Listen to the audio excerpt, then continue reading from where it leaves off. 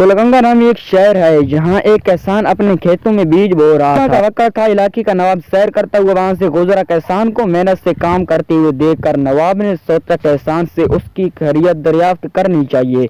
वो घोड़े से उतरा और खेत के किनारे पहुंचकर किसान से पूछा, क्यों भाई, खेती बाड़ी में तुम इस कदर मेहनत करते हो, कितना कुछ कमा लेते हो, कुछ फायदा भी होता है या नहीं? किसान ने सर उठाया और नवाब से कहा, क्या जनाब, फसल करने के बाद इसके 4 हिस्से कर लेता हूँ। नवाब ने पूछा, अच्छा तो इन 4 हिस्सों को खर्च कैसे करते हो? किसान ने जवाब दिया, एक हिस्सा तो हुकूमत के टैक्स में चला जाता है, दूसरा हिस्सा कर्ज चुकाने में खत्म हो जाता है और तीसरा हिस्सा उधार देता हूँ और बाकी चौथा हिस्सा यूं ही लुटा देता हूँ। नवाब को किसान की ये अजीब व गरीब बातें सुनकर बहुत ताज्जुब हुआ।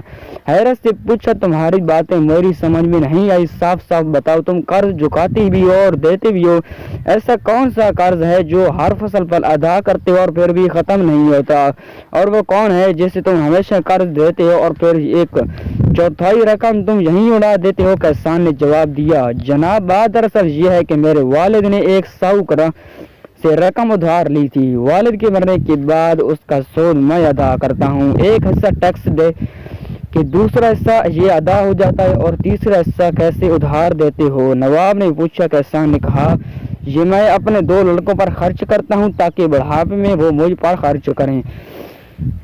नवाब ने पूछा, और ये एक हिस्सा फजूल उड़ा देते हो? किसान ने कहा, मेरी एक बेटी है, आपको पता है कि आजकल जहेज के बिना शादी नहीं होती और जहेज एक फसूल रस्म है। चौथा हिस्सा इसके जहेज के लिए रखता हूँ। मेरी नज़र में ये रकम लौटा नहीं हुआ। नवाब इसकी मदलील गुफ्तगू से बहुत मुतासिर हुआ और उसकी और एक बड़ी रकम उसे इनाम के तौर पर देकर रुखसत हो गया। तो नाजरीन, ये कहानी आपको कैसी लगी है? अच्छी लगी हो तो इस चैनल को सब्सक्राइब करके वीडियो को लाइक कर दें ताकि आइंदा और बहुत सी कहानियाँ आप तक पहुँच सकें।